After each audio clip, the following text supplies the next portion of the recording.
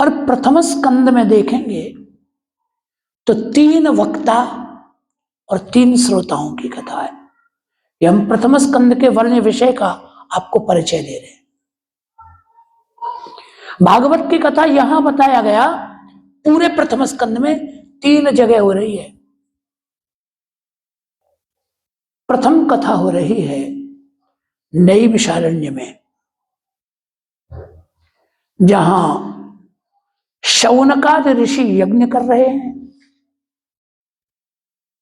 और यज्ञ से शेष समय जो बचता है, उस शेष समय में भागवत की कथा होती है। तो नैमिषारण्य में जो कथा हो रही है ना, वह कथा प्रधान नहीं है, यज्ञ प्रधान है। यज्ञांग के रूप में कथा हो रही है, यज्ञ का एक अंग कथा है।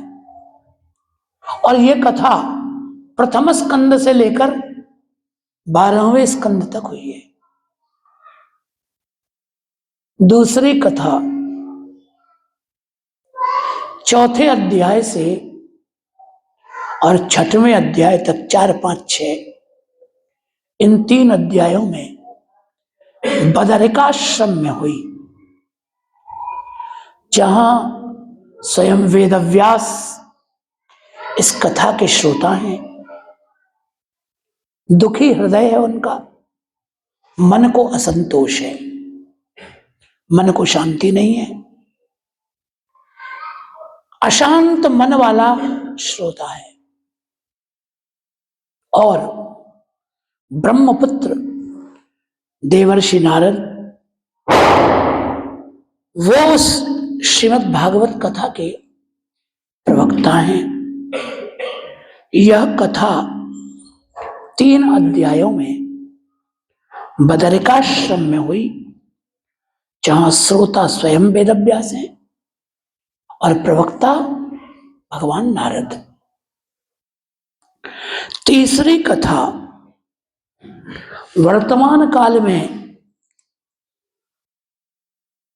मेरठ से आगे मुजफ्फरनगर से 30 किलोमीटर दूर शुकताल श्री गंगा जी के पावन तट पर हुई,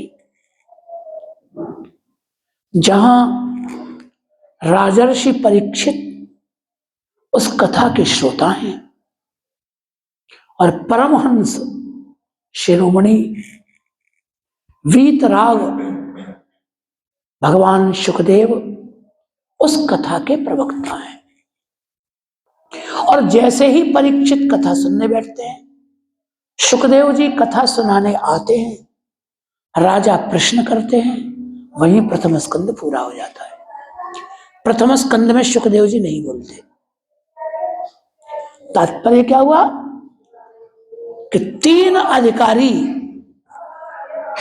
भागवत कथा के प्रथम स्कंद में बताए गए। 3 प्रकार के अधिकारी श्रोता और 3 प्रकार के अधिकारी वक्ता।